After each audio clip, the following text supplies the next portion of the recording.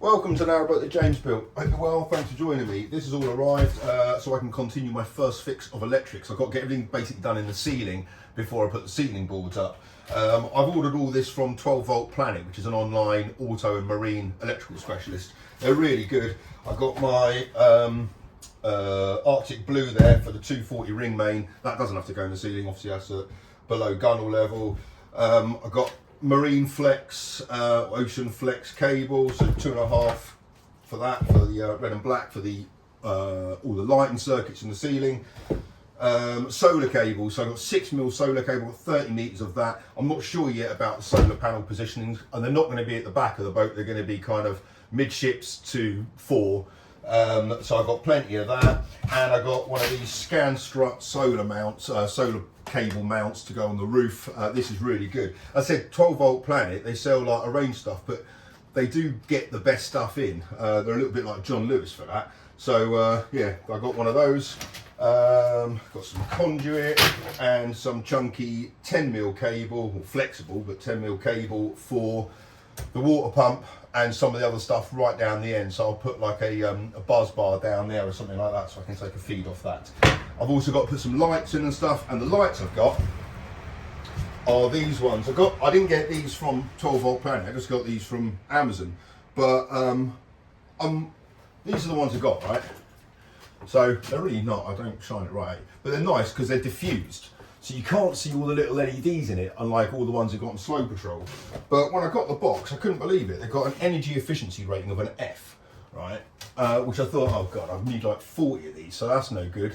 And then I had starting to look round, and it seems like all LED downlighters are pretty crap in terms of energy efficiency. They don't take up much, but actually these ones aren't. These ones do. These are like 2 watts each or something, or 2.5 watts each. So what's that? 50 of them. It's 100 watts. Anyway, so I'm going to get all this stuff up. It's pissing down with rain today, so I'm not going to do the solar cable bit. And as I said, I don't really know where the solar panels positions are going to be, but I'm going to continue doing all the lighting loom.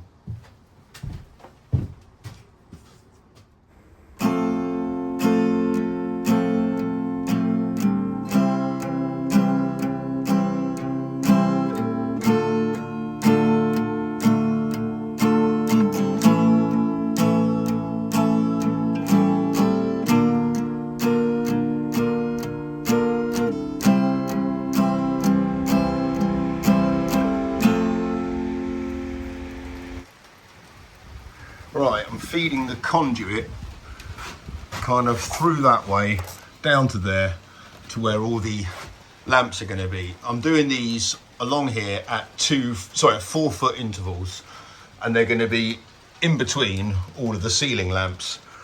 So there's going to be one here.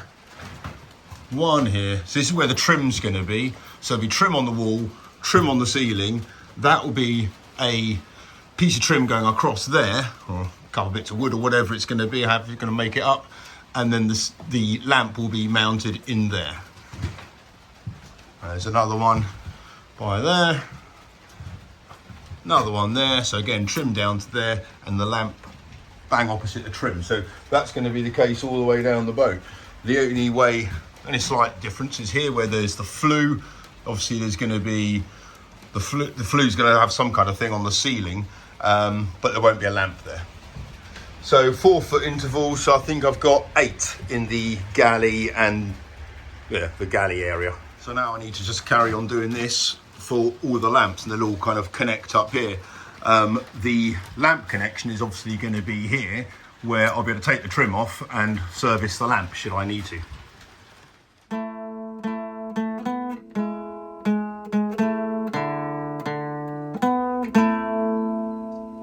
And for the conduit on starboard side, I'm going to bring it across from here so I can light that lamp and that lamp, but there's also a hole leading outside to the stern deck, so I'm thinking I might feed a few more cables through here, so I could either put some lights out there underneath the lip above the deck, or I might want something, if I do build a cupboard here or something, I might want some electrics in there or whatever. So so I'm just going to future-proof it and put another set of cables through that bit of conduit to there. Right, the circuit is kind of getting there. the last bulb is there.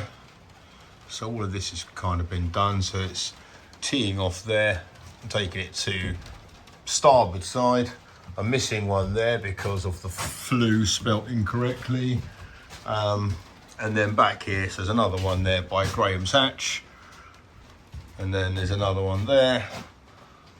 And another one there. And here it's teed off here. There's one there, there's one down there. And I'm just spray foaming this one in place to put the last one up there. My only concern is that there's a lamp there and there's a lamp there,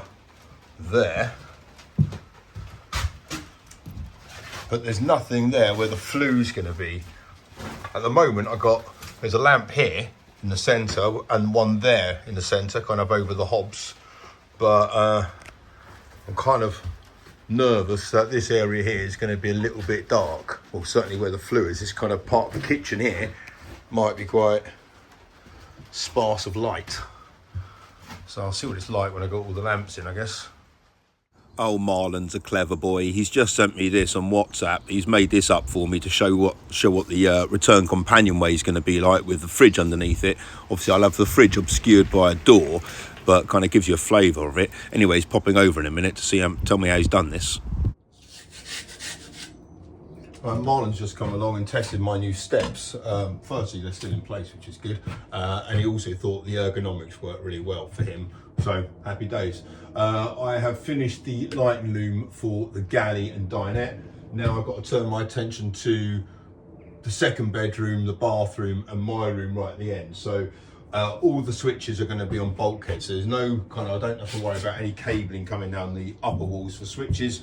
But I've now got to do a few long cable runs down to there.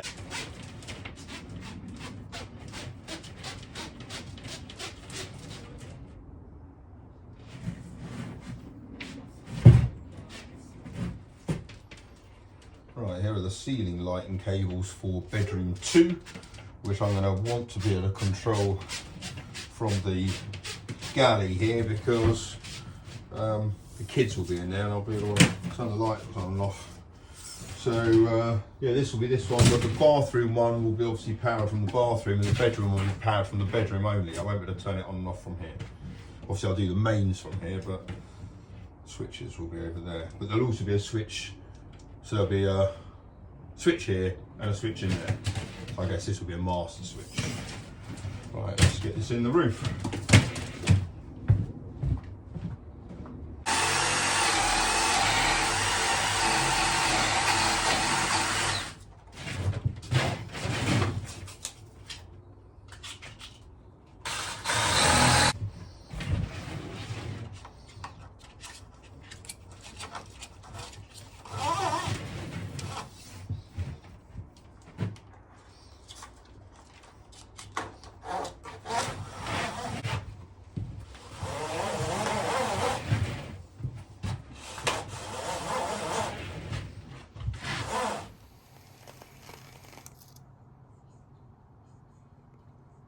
These are the cables coming in for bedroom number 2. Now I've got to do the cables for the bathroom.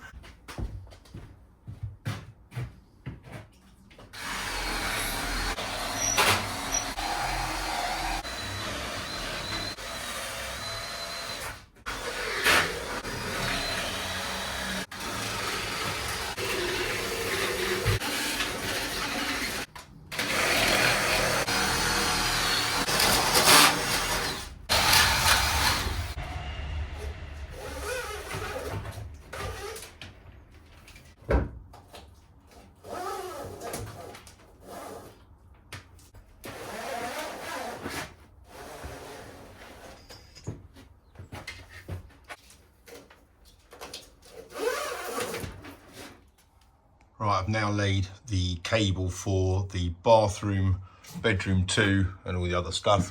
Now I've got to do my room, but I'm going to power all these lights from a junction box here in the bow. So I'm just going to lay all the cables, get all the conduit in, and then I'll power it from down there at some point. And thank you so much to Joe, Ian Robbins, Heather, John and Ozzy, Lee, Kevin, Elle and Dave for buying me a coffee and supporting the boat. Cheers guys. Right, all the ceiling lights are now in, all the cables all in, apart from this bit here in the corridor between the bathroom and bedroom 2. There's a long line of these lights which basically go fore aft. So I think I'm going to continue that strip through this corridor. So there's one to go here, albeit that's going to be a pocket door, so I might not put one there, I don't know yet. But one there and another one there. I'm not going to want them on all the time, so I'm going to have to put a switch on those so I can turn them off independently, so I can just have the dinette and the galley on, or just the bedroom or whatever. That switch will come down to about here, which will be on the bulkhead of bedroom 2. Right, let's do that.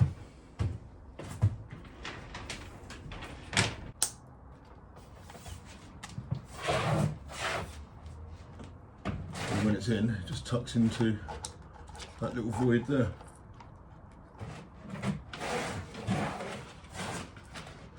This should go up through there. Right, I need to drill through there now. And bring it across there, under there, and dangle it down there somewhere for when the bulkhead's put in. Right.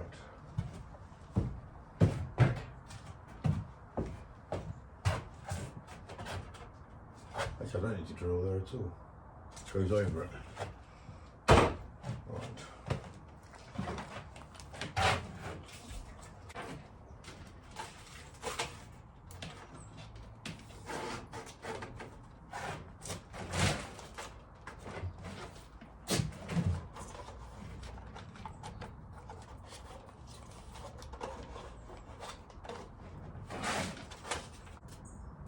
I'm just going about putting in some basic wiring for the switch for these lamps here, which are going to go in the hallway between the dinette and my room at the end of the boat. So long line of lamps all the way down starboard side. I'm going to continue it through the hallway, but I'm going to want them to be independently switched on and off from here, which is going to be kind of where the wall is for bedroom 2. And then it'll have a nice long line of lamps all the way through, which I'm hoping is going to look pretty good. Right, where's this going to go now? Go back under there.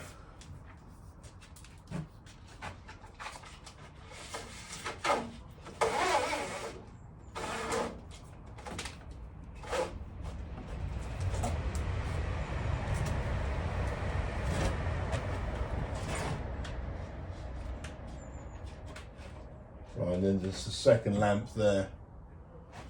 There's going to be a pocket door here on this bulkhead here between bedroom 2 and dinette. So I'm not sure if I'm going to put there should be a lamp there because that's the 4-foot interval. I'm hoping to get the infrastructure for the pocket door up here. Actually, I might have to move that slightly, and kind of conceal it in the roof lining. That's what I'm hoping to get, and then a kind of bigger aperture of getting through it. But that means I don't know if I'm going to be able to put a lamp there. There'll be one there in the middle of the hatch and one here in the middle of the window. Don't think I'm going to, I don't know, might look a bit weird.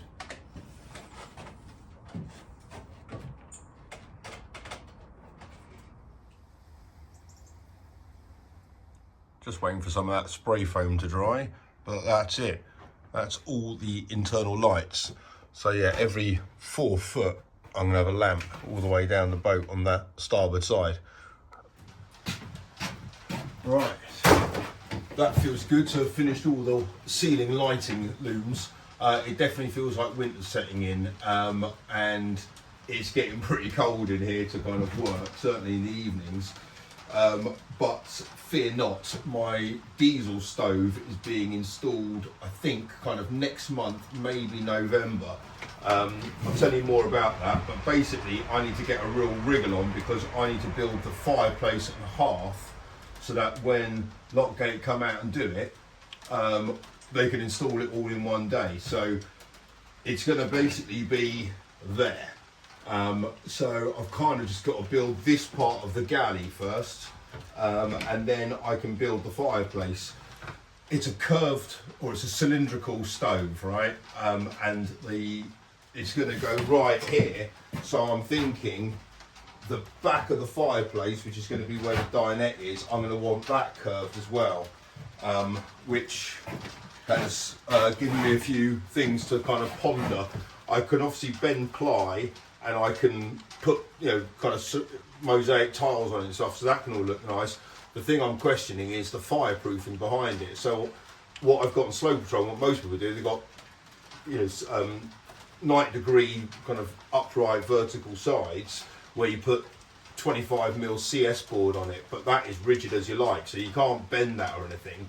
So I don't know if I should cut that into strips and kind of go all the way around the bend. I don't know. So if anyone's got any ideas as to anything which would be kind of BSS compliant, kind of equivalent of CS board, or whether I should just do it in strips and kind of use some fire resistant glue and glue it to the back of the ply, I don't know. So your thoughts on that would be much appreciated, because I've got to kind of build that pretty soon. So next week I'm going to start to lay out the carcass of this, and I'm hoping to kind of bring the edge back kind of in line with that window, so that the stove is as close to that window as it can be. It's got to be 6 inches away from anything combustible. Obviously I can fireproof most of it, but things like that batten I can't. I don't really want the glass to get too hot. The flue gets baking, so I'm going to want it around here. So yeah, carcass of the galley needs to be done next. Thank you so much for watching. Until next time, take care. Bye bye.